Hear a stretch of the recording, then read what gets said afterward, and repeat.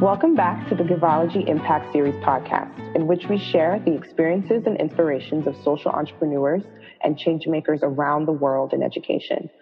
I'm your host, Yejide. Today, we are delighted to have Anh Tran from Viethope with us.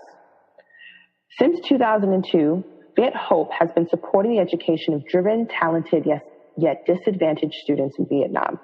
Viethope has raised over $500,000 from supporters and invested in more than 3,000 promising students in Vietnam through not only high-impacting scholarships, but also through uplifting personal and professional development programs. Anh Tran, president of Viethope, joined the team in 2014. He currently works at P2 Capital Partners, a New York-based hedge fund, as part of the firm's investment team. Anh graduated summa cum laude from Bowdoin College with a BA degree in chemistry and mathematics and a minor in economics. Welcome, Anh. Thanks so much for joining us today. Thank you for having me here. Great. All right, so let's start at the beginning. Can you share with us the story of Viethope's founding and mission? Yeah, sure. So it's actually a very interesting story. So Viethope was founded in 2002, as you mentioned, by a group of Vietnamese undergraduate and graduate students at Harvard. And it started as a group of Vietnamese students that just got together and wanted to share their experiences as, students who either study abroad or had, cultural connections with Vietnam. And gradually they asked themselves a question that, really led to Viethope in that, what can they do to improve the socioeconomic situation in Vietnam? And so that's how Viethope really started. And they decided that, in order to improve the socioeconomic conditions in Vietnam, they wanted to focus in the improvement in the human capital of Vietnam, and primarily this starts at the student level. So there, Viethope was born as an education-focused nonprofit that aims to empower financially disadvantaged students in Vietnam, but who has great potential. So that's how Viethope got started. Oh, wow. Okay. So this was a group of you that saw that that these students were willing and ready to do the work, but just needed to have the support and opportunity to be able to get the chance to do it. Yeah.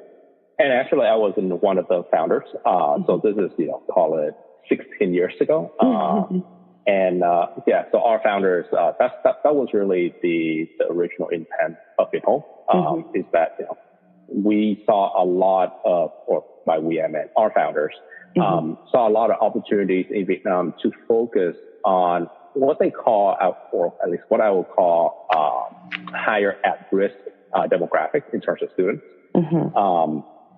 So the way it works in Vietnam is that, students with really high, call it the top 0.1% of the students get a significant amount of attention.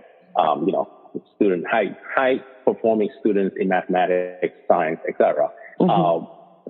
Will receive a lot of attention from government and from other organizations just because they are the resources of the country. However, students who may not be as such as a genius, I would say, doesn't receive as much attention, and especially the ones coming from rural areas, as well as financially disadvantaged families. They see not much opportunities at all.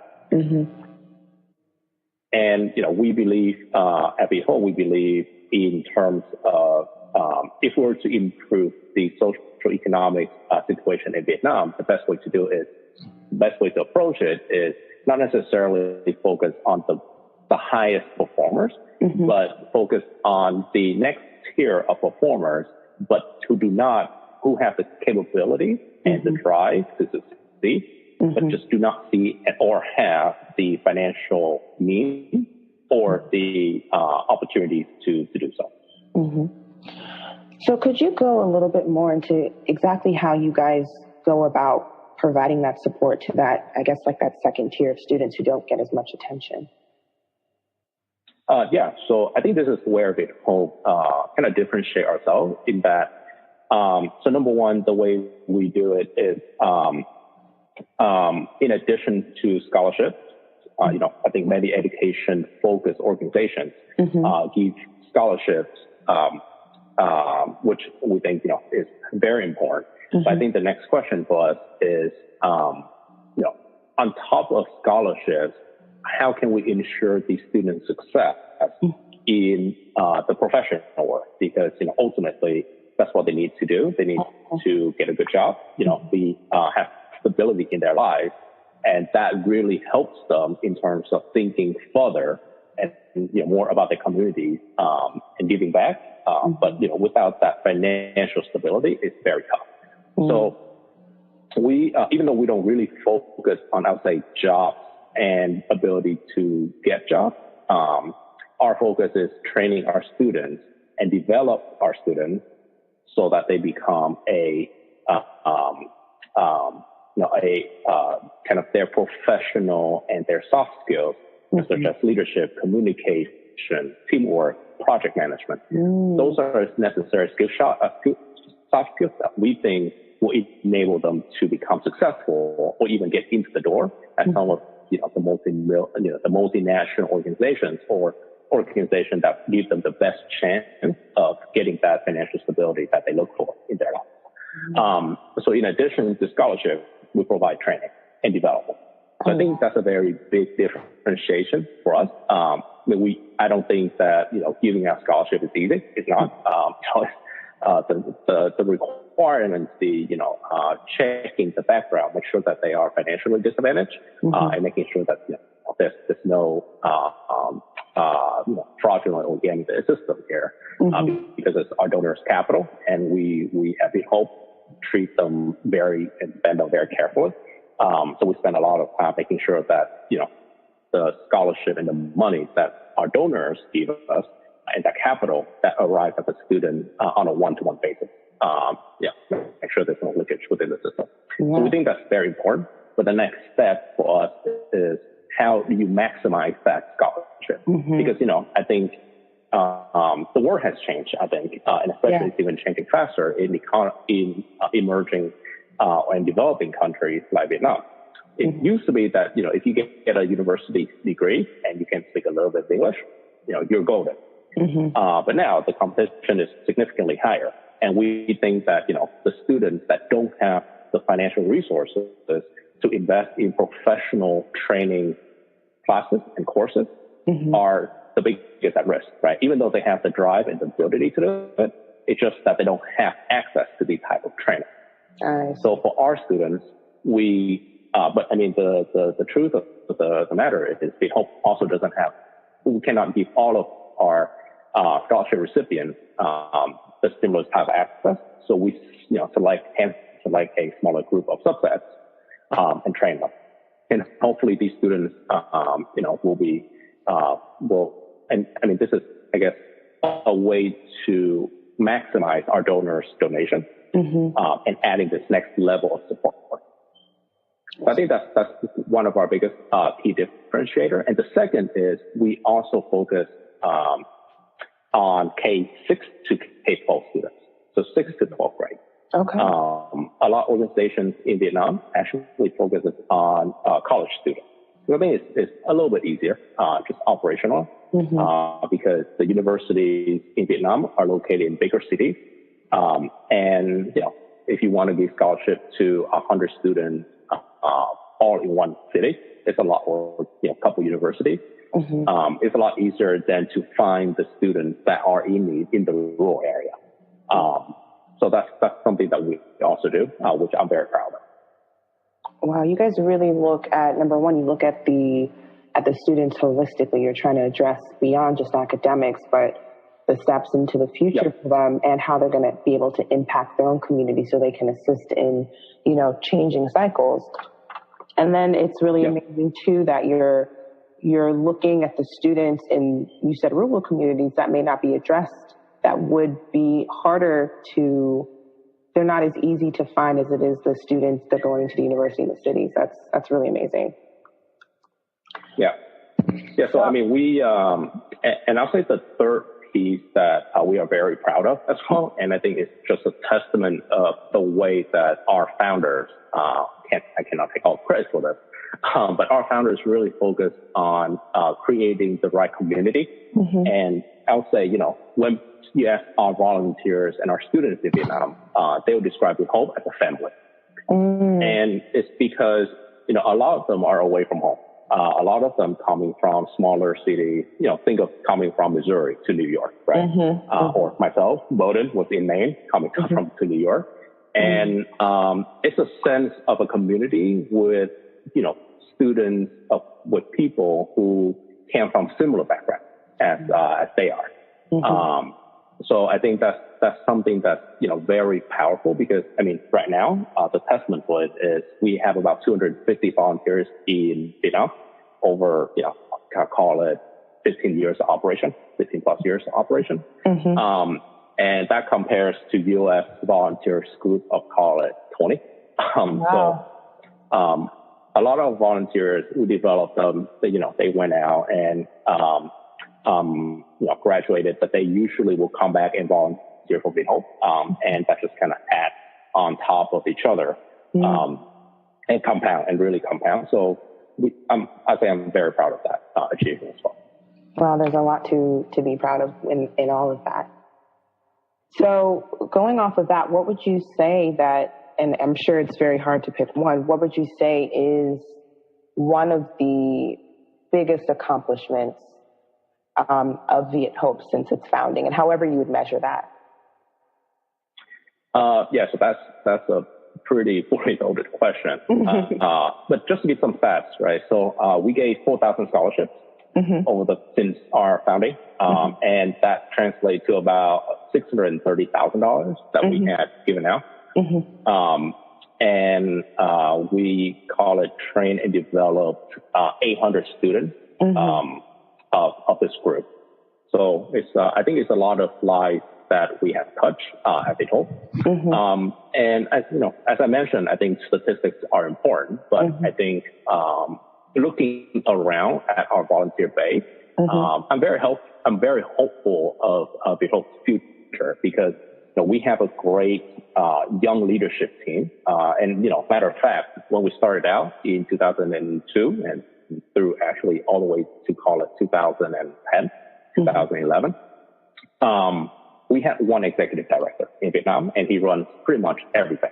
Wow. So we are very grateful of his support over that time period.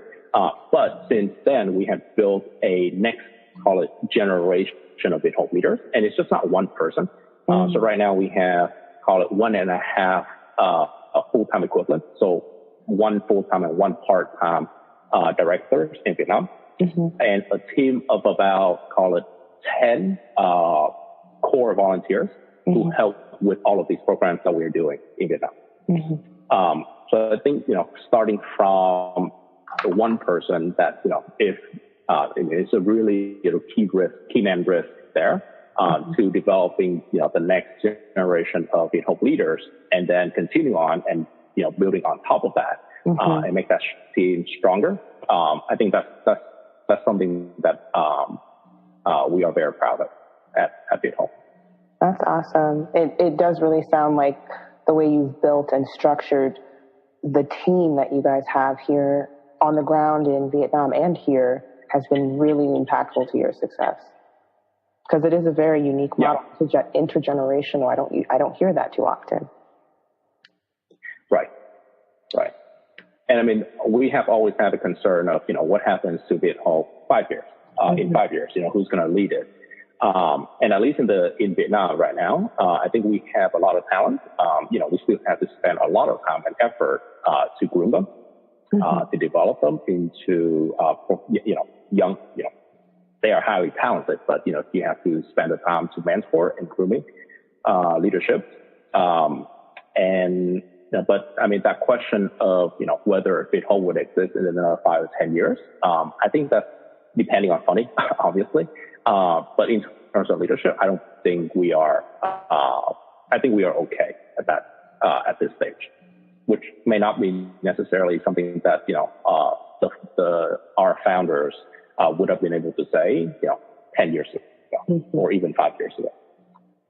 Well, that's some really serious innovation right there. So you had mentioned previously a little bit about the education system. Could you tell us a little bit more broadly about the education system in Vietnam and the quality of public education that's available to students? Sure. So in terms of the education system in Vietnam, it's actually very similar to the one in the U.S. You have grade 1 through 5, and then 6 through 9 is middle school, and then 10 to 12 is high school, and then you go to university in Vietnam, or you go study abroad.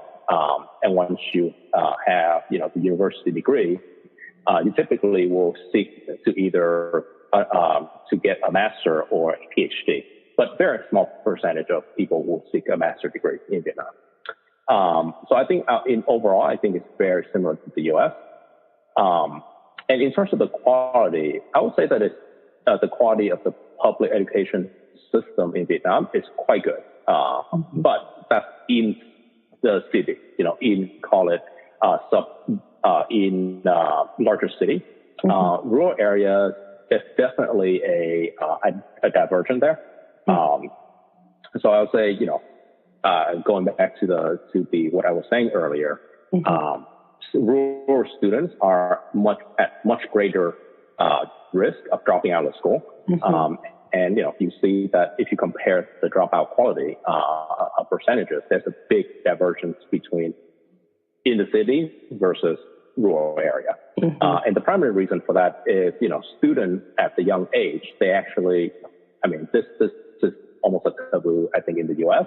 But the reality in the world is that, if your family doesn't have the economic means to support students going to school, a lot of them will have to stay home to help the parents, especially the older ones. So they will say, 5th grade is good enough. You can kind of read and you can kind of do math. So, I think you are old enough to help out with farming, with catching fish from the stream, with, helping your little brothers and sisters out. So those are actually, kind of the key points at which the students may be forced to drop out of school, just because, their family needs them.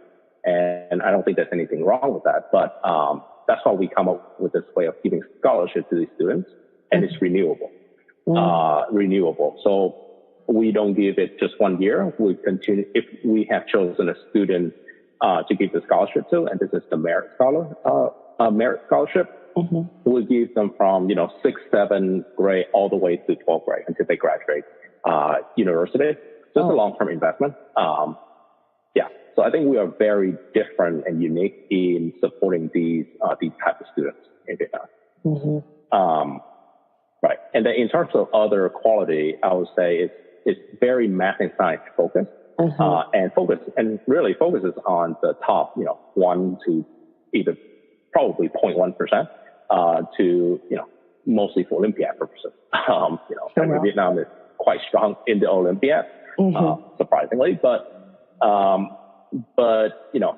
a lot of it are not focusing on the soft skills, things like leadership, public speaking. How do you communicate to others? How do you express your opinion? How do you think logically about, what is it that you're trying to say, and how do you say it in more effective ways? So those are not necessarily things that are taught in school. Now, however, students, there are a lot of programs that caters to this type of training.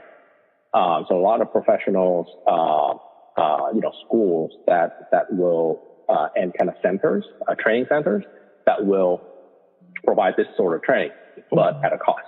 And usually that cost is very high. So it's really not attainable for students that come from financially disadvantaged families, who are literally struggling to live in the city, because a lot of them coming from the rural area, things that used to cost $1, now all of a sudden it will cost $6. So we see a lot of that kind of discrepancy and financially challenged situation in university, and usually it's the first year. So actually, for our other scholarship, we give to the first year students for this exact problem. Wow. So all in all, I think quality is good, but it lacks the kind of the focus on, I guess not focus, but attention spent on lower income students. I see. So Viethope is really in the sweet spot in terms of the different arms and focuses that you have in addressing these issues. You're really right next to the issues that these students are dealing with. I think you had mentioned that only a small percentage of people move on to attain a master's degree. Yep. Would you happen to know why that would be? Is it something that is not needed in order to move forward in your professional life? So it is actually needed, but the thing is that either you seek the master degree outside of Vietnam, so going for an MBA in Australia, US, the UK, Japan, Korea, etc.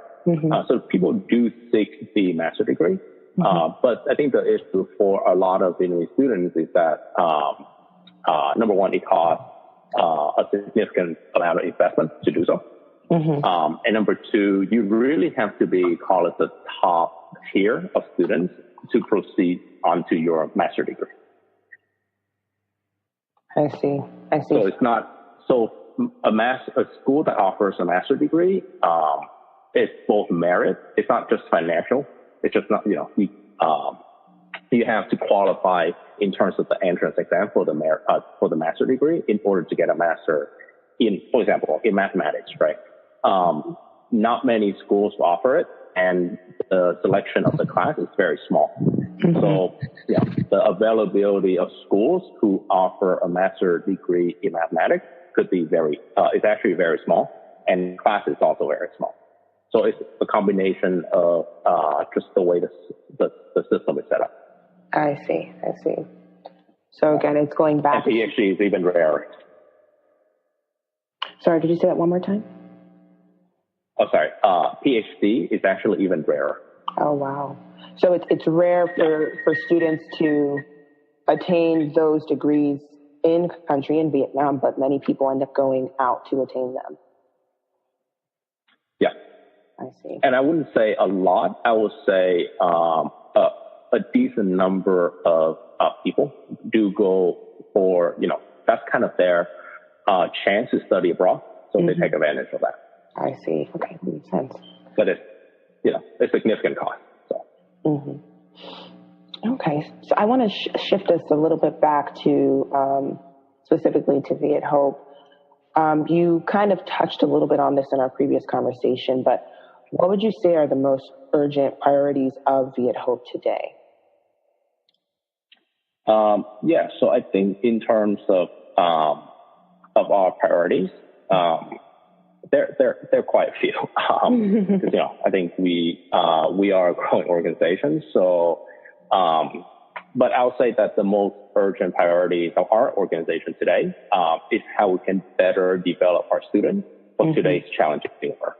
And as I mentioned before, I think personally, coming from also a low income background myself, once you get a good job and once your financial situation has been stabilized, that's when you can really start thinking about what else can I do other than trying to just survive, right?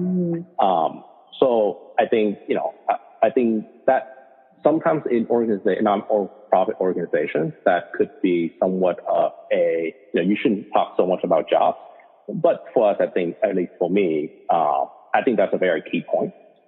So my challenge for Viethope is how can we improve from what we already have in terms of our development program, and can we adapt quickly enough to fit today's, to be honest, very stringent hiring standards, and how can we push our students to be better than the generations that came before them.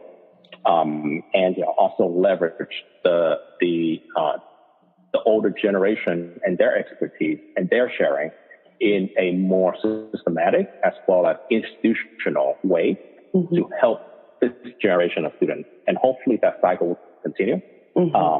And ultimately that will make Viethope students stronger and getting where they want to get to in their professional life. I see. So based off of that, what are some of the specific projects and scholarships you're currently running? Yes, so we are in the process of reviewing our curriculum. But the challenge for us, honestly, is that I don't think any of us at Viethope has a master or a PhD in education or call it, professional training. So, I think we would love to get, we are in the process of looking at reaching out to people to see if, people who have expertise in that area who can help us improve our curriculum. We are doing it in-house. I mean, I also review the curriculum and, look at it, but it's not really my expertise. So it's something that we are lacking, to have to admit. But that's something that we are looking at. We are also in the process of expanding in the central region of Vietnam. So not sure I think it would be helpful to give a little bit of background about that central region. Please. So if you look at Vietnam in the map, it's an S shape. So the middle part is actually highly exposed to the ocean. It's actually, most of Vietnam is on the ocean side. So every year, basically the typhoon, which is the Southeast Asian version of hurricanes here, come in and basically wipe out a lot of the crops every year. So that region is one of the most challenging regions in Vietnam to live in. And, our focus at Viethope has been more in the south, in the southern part of Vietnam. So now, because of our ability to have a stable leadership team and adding capacity to the leadership team in Vietnam, I think we are at the stage where we are comfortable with expanding to the central region. And recently we actually just raised $15,000 to spearheading this effort. And I think that's the next step of challenge for us is how fast can we scale our operations in the central region so that, basically replicating what we have learned over the past, call it 10, 15 years in the southern region and replicate it in the central region so that we can help more at-risk students there. Just because it's such a challenging geography for people. I mean, it's just imagine every year you are facing with a hurricane that's similar to like the Puerto Rican hurricane that you have seen today. This past year. It's really bad. But, people there are resilient and we find them to be, the students there to be highly motivated, highly talented, but just facing a lot of financial resources. But we love the students there and, we do have a small operation there, but would love to scale that up, over time. So that's the second, I would say, priority for us, currently.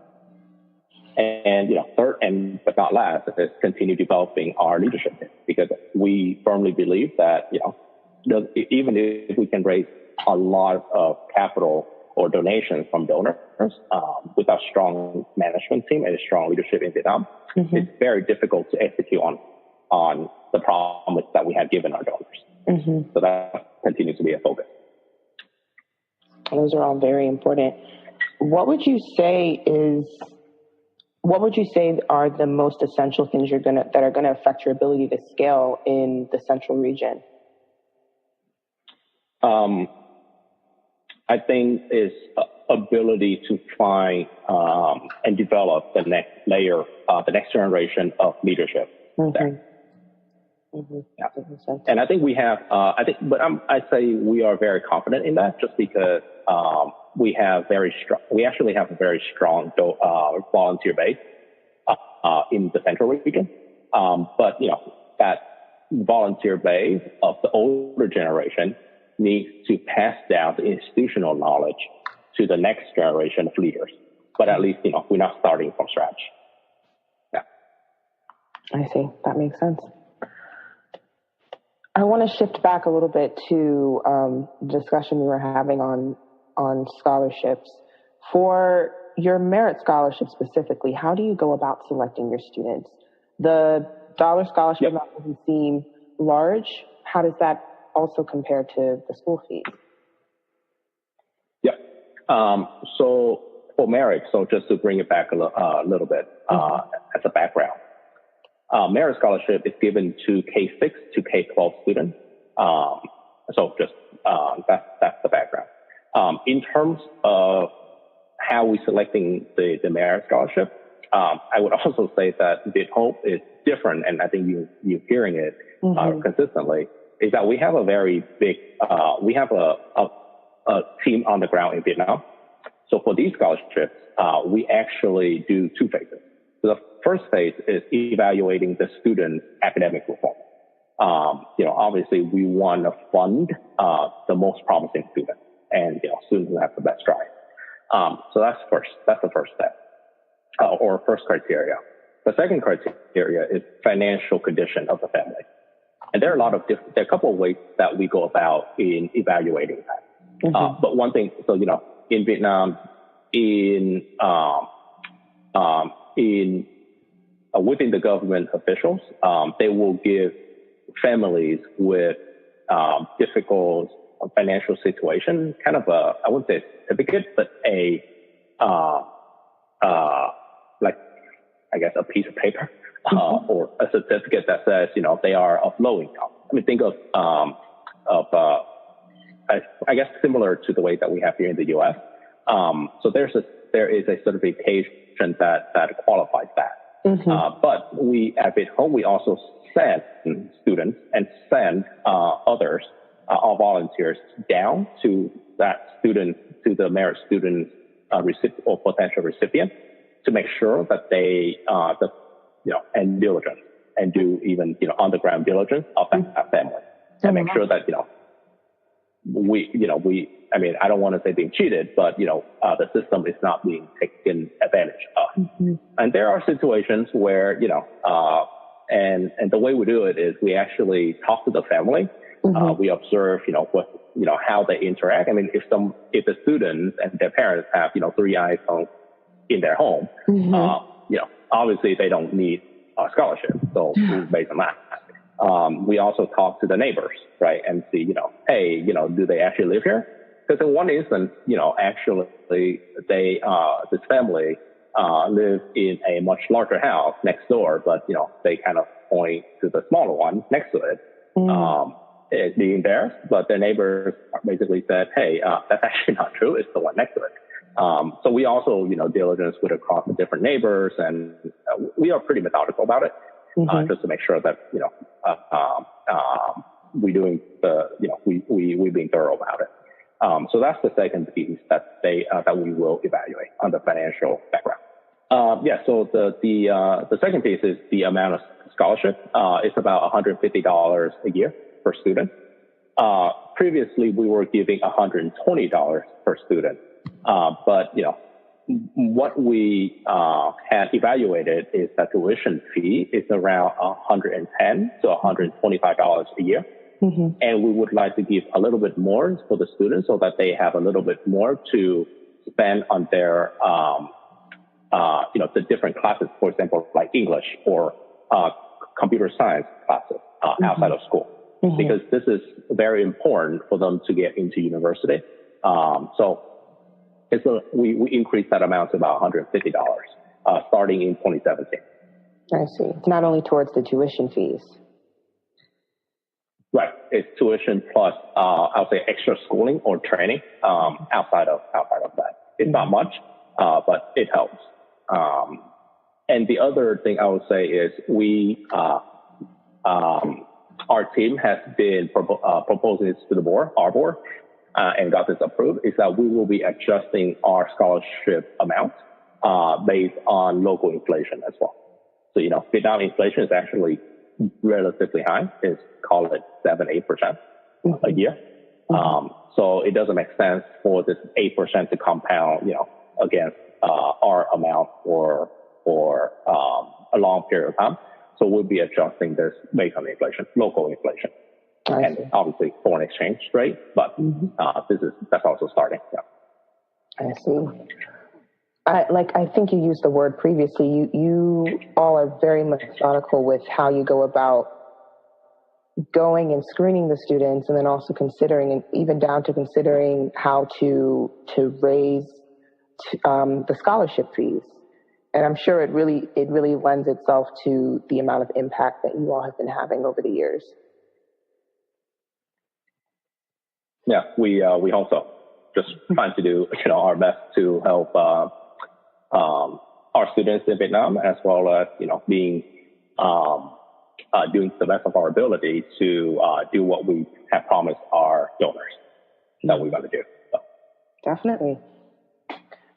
So where would you say some of your past Viethope Merit Scholarship graduates are today? So actually, there are quite a few great anecdotes, and I think that's something that we are very proud of. So the most recent is the sixth. So in the central region, we have 6 merit scholars there, and we've been helping them since. I think the longest that we have helped the student was 6 years. So sixth grade all the way to 12th grade. And the most impressive stat I've seen is 6 out of 6 of these students are going to the top university in Vietnam. Period. Oh, wow. So I think that's something that I think we are very proud of.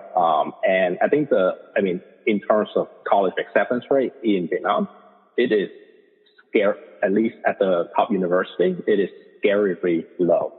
And it tends to favor, students from the big cities, bigger cities. So we are very proud of their achievement. One of them, Nhi, she received a merit scholarship, and, participate in our program from 2013 to 2016. And currently, she is a first year at the National University of Ho Chi Minh City, College of Information Technology. And she's majoring in software engineering. Oh, wow. So I think that's very, that's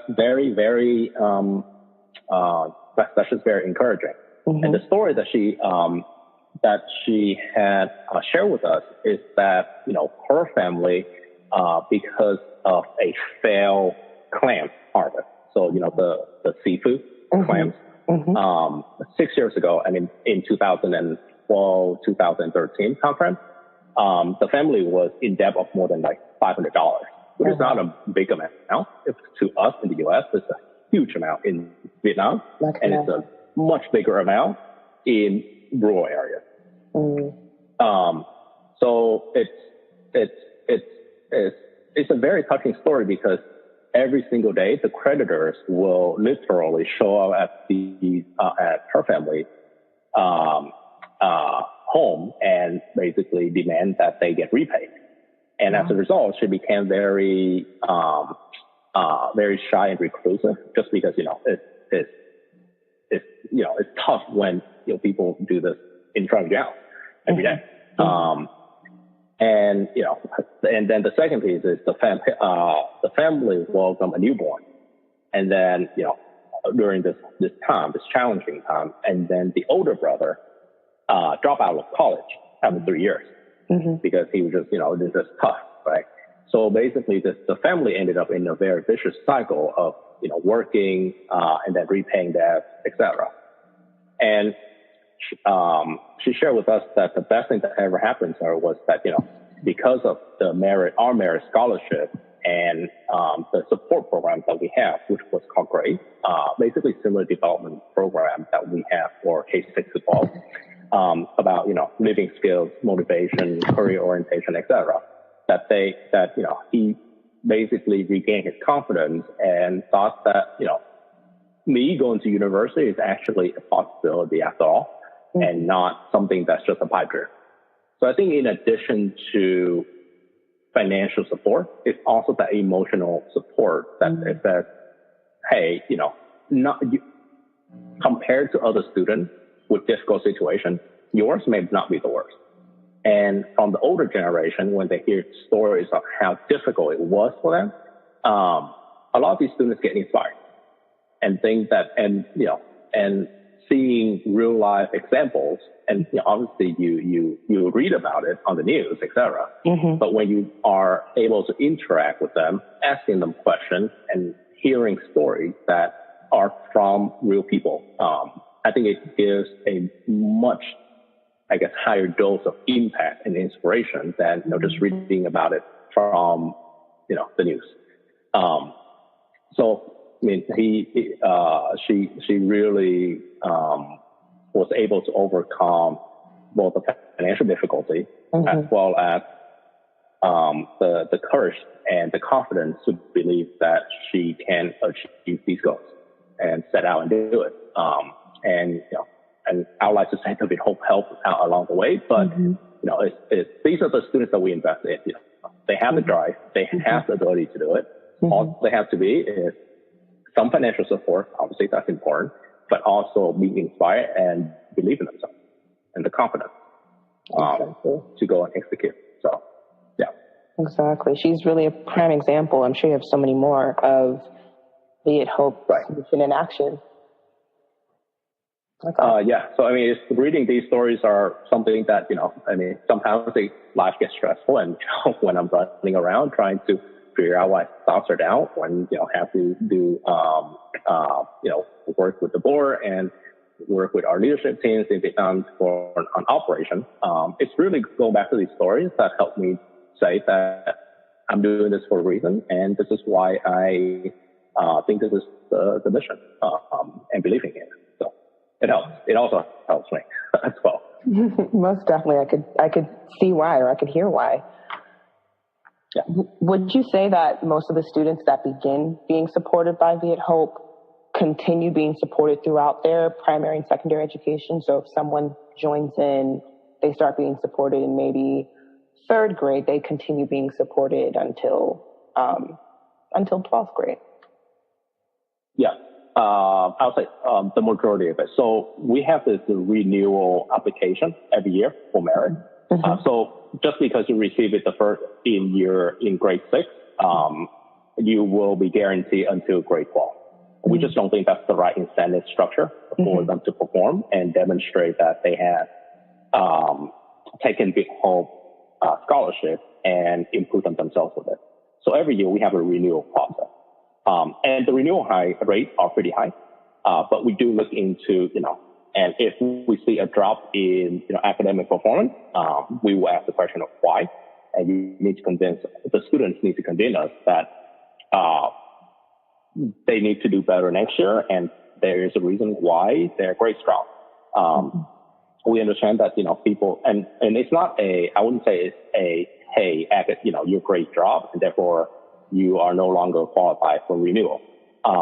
We go through it and, kind of speak to every student individually to make sure that we understand the story and make our judgment on that. We don't say, we try not to be biased about it, because it's real life is difficult and things change. So that's the first step that we will do. And the second is, we will visit the family's home to make sure that their financial situation hasn't changed dramatically. So, for example, a lot of the rural family, their lives are based on farming, right? And farming can be very volatile. So one year you can be parents can be a failed harvest, and you'll be in a lot of debt. But the next year, if it's very successful, then their financial situation will improve significantly. So we want to make sure that we take this into account and make sure that the scholarship that is not going to someone who can afford education, and instead being distributed to someone that needs it more. So we go through the same process every year. I see. That makes sense. It based on your model, it seems like it would definitely make sense to go back and have that consistent reevaluation. And kind of like, again, using the word, meticulously going through to see, like, is this someone that still needs this support? Where are the areas in which they could use additional support and things like that? Right. Well, let's shift a bit to the mechanics of the organization. In terms of measuring your impact, are there any metrics or tools that you use to quantify and evaluate impact? Yeah, so that's a very good question. And it's also really tough in education. And to be honest, I mean, this is something that we would love to get some help with. And, you know, I personally don't believe that we have all the answers. We have all the tools and metrics to quantify and evaluate impact. But this is really important. And we're in the process of evaluating this. But I think in terms of general stats, what we look at is for the K-6 to K-12 students. So this is actually the easiest group that we track. And the metric here is how many of them graduate from college, graduate from high school, and, you know, calculate the dropout rate from high school or middle school throughout the students' process or progress through, you know, as they progress through school. And here I'll say we have, I mean, it's relatively not that high, but we do have instances where, you know, we've been supporting the students for 5 years. But, you know, that he or she will end up dropping out of school because things have just become so much challenging for their family. You know, I think, I mean, one of the saddest story I've heard is, you know, the dad passes away. And after going through a lot of, you know, fighting against cancer and using a lot of the family's capital. And also just put in perspective, Vietnam insurance is not as great as it is in the U.S. So a lot of it comes out of the family's pocket. So when a family member gets sick, it becomes even more challenging. And that student was at an age where he could go work, and that's his ultimate decision. And, you know, as much as we hate it, it's the right thing for him to do in that specific circumstances. And I think the best thing that we can tell him is, you know, we can help him if he decides to come back to school, and, you know, we would love to and hope that he continues with his education. But situations like that, I think, is we try our best to convince the student not to drop out. I mean, at least after 5 years, that's a lot of capital. But, you know, I think as a person, I think we still have delivered some impact to him, just not, the end is not what we want it to be. So there are situations like that, and we monitor those very closely. But you know, it is what it is. You can't have 100%, but we're pretty close there. Right. And but I mean, I think in terms of, but speaking from a, I guess, more scientific way, is if we want to evaluate impact, I mean, you kind of have to do A/B testing, right? You know, if we were to give Viethope scholarship to this group of student A and the exact same group of students without receiving Viethope scholarship, is there a difference in the dropout rate, right? So that's how we think about impact. But personally, I don't even know if that's possible or how we should go about measuring it, because we can only, you know, kind of go with what our students group do. But in terms of impact, I mean, I guess just speaking from my very analytical mindset is, you know, that's how you should do it, A/B testing, but it's tough. So yeah, so I mean, if you know anyone who would be interested in providing some, you know, pointers or how to think about evaluating impact, you know, we would love to hear it, just because we are not expert in this. So, I see. Well, Of course, I'll definitely share that with the team and also with any of our members and see if we have anybody in the pipeline that could provide those resources for you guys. Yeah, that'll be very helpful. No problem. So it seems like your team, you've kind of mentioned multiple times, it's kind of been woven in the story about how much the team that you guys have built is the secret to the amount of impact and the success of Viethope. What do you think has galvanized your volunteers so much, and even you, to want to give so much time and so much heart to this work? Mm-hmm. So I think that's a very good question. I think Viethope has this drawn to it that I feel very special and different from other organizations that I have seen.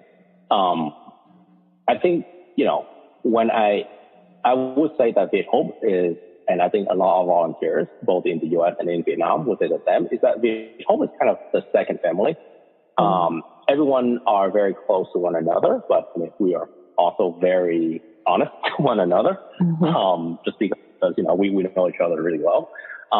And yeah, I think it's that closeness. It's that everyone at Viethope, I think our mentality is it's not on responsibility. And well, sorry, that's the wrong way to describe it. It's not on organization. It's not the way I work is that I'm the president and I have 3 other vice presidents within our organization at the very senior level. But I will say that almost every single decision is a group decision. I would never, we would never have the mentality that, hey, the president will say X and that will be the case. That will just be what we're going to do. Sometimes you need, umpires to make sure that, the discussion is progressing. But, the way we make decisions are very team-based. Same thing with Vietnam. And we encourage everyone to voice their opinion. And I make very sure that people know that their opinions are being valued and being listened to. And make sure that, and I think that's my way of getting all volunteers to stay involved, is that, their messages are being heard and opinions are being listened to. So I think that's kind of the culture within Viethope, and that has kind of really drawn people in. And I think we really care about the students. We care about the organization. We care about others within the organization. And we are friends, at the very least.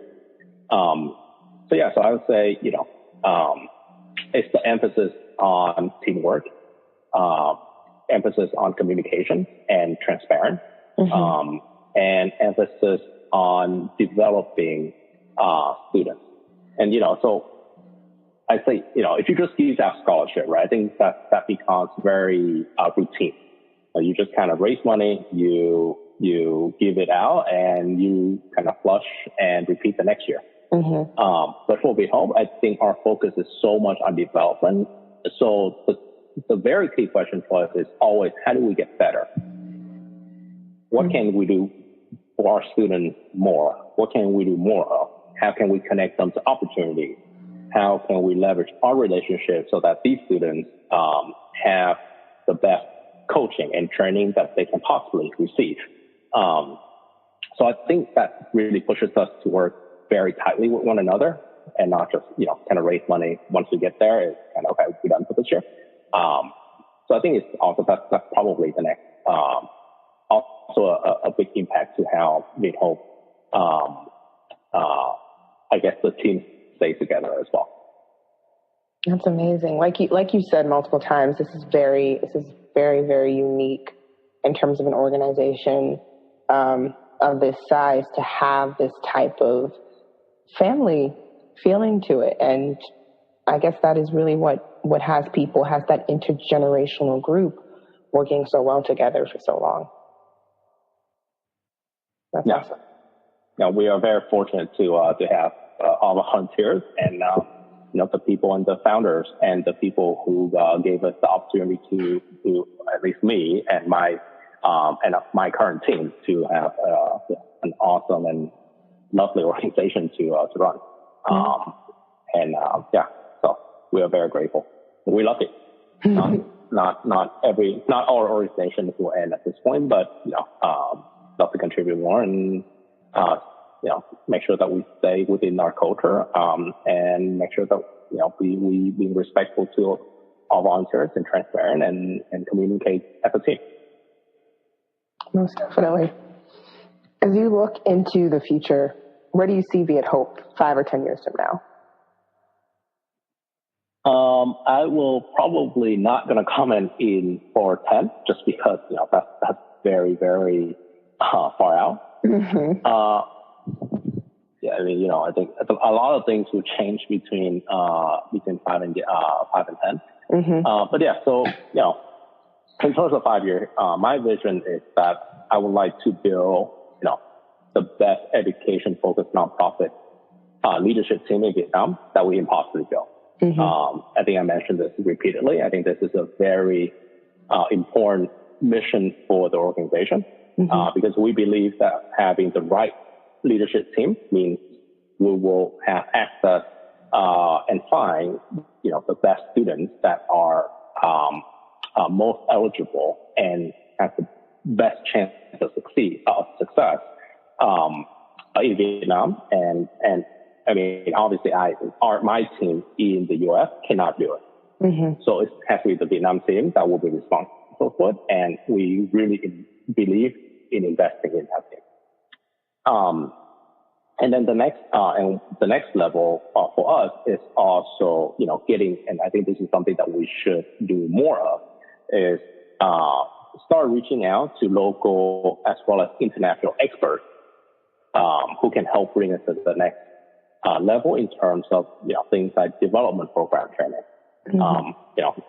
What are some of the new skill sets that our students should be receiving in order to be world-class professionals, in whatever field that they decide to go into. And what can we do more of to help our students to succeed? So I think that's kind of in 5 years, that's what I would love to see Viethope get to. And obviously in terms of donation, I would say that I would love it to be more, obviously to grow. But I think it's also I think a lot of people ask me, if I were to give you 2x of what you typically raise, what would you do? And I would honestly say, I don't think I can look at our donors with a straight face and say, I can scale up and double the scholarship that we're giving, or even our operation, in an effective way. Because right now, our leadership team is still in the process of building. But once I think we have that base very solidly built, I think we'll be very much more ready to take on something like that kind of challenge. And I think that's just the right way to scale, and that's what we are hoping that we can achieve in 5 years. Oh wow! So once again, it goes back to the team and building the team so that you can scale, you can do more, you would be able to handle hopefully the influx of donations and things that will come your way. Right. And I think one thing that we are also very mindful of is sustainability. I think everything that I said here, I think points to sustainability and how can Viethope still be around in 10 years. Yeah. I guess, where do you see Viethope in 10 years? I think hopefully still be around and still hopefully running, hopefully better than what we are doing today. But, it's my job. I think my biggest job is to make sure that we are ready to face whatever we are facing in 5 years. And definitely, hopefully, we'll be around in 10 and have a process through which the team can grow and can be developed for the challenges that are 10 years down the line. Yeah. So what are some ways people can get involved with Viethope and give? So we are, number one, we welcome donations of any type. you can donate either through, obviously Givology or Viethope.org or even through Facebook. We actually are Facebook official nonprofit partner, and they don't charge a fee. So I mean, I'd say we are pretty frugal. So 2% is, that's always nice to not have to pay a fee. But yeah, so we definitely welcome any donation first and foremost. And then in terms of I think I've been mentioning we are doing a lot of initiatives internally. And one thing that we're doing is, you may notice that our website, it's somewhat embarrassing, but I can't say that I love the look of our website currently. There are a lot of great info, but it needs to be brought up to today's standard, and today being 2018 and 2020, not 2005. So website designer, graphic designers, etc. We would love to get some help there. And then the next piece, I think, is content. We want to bring our development curriculum and maximize that, to the, bring it to the next level. And, if anyone has a, background in education and professional training, and would like to work with us to develop our programs in Vietnam, that'll be awesome. That's a big thing for us. And then last but not least, we are, constantly building out our donors, relations and marketing team. So any help with social media planning, content, newsletter writing, editing, and then, expertise on how to set up CRM and tracking kind of communication and communication effectiveness with donors. We would love to speak to you as well. So there are a lot that we can get some help on. Most definitely. So to any of our listeners, you heard it here. They are looking for assistance in so many arenas, so feel free to reach out. So where can they reach you if anyone's interested in providing support or just giving and learning more about Viethope? Yeah, so you can reach us through info@viethope.org, or you can reach me directly at anh@viethope.org. Those are probably the easiest way to reach us. There we go. And we'll include that in the show notes as well. All right. I think this is a good place for us to bring it to a close. Thank you so much for providing your time and sharing with us about the experiences and the inspirations and different things that Viethope is doing, and what is really driving your team forward in the work that you're doing at Vietnam. Perfect. Yeah, really appreciate the opportunity and to work with Givology. You guys have always been great, and thank you for your support. And I'll be at Viethope. Thank you for everyone who's listening.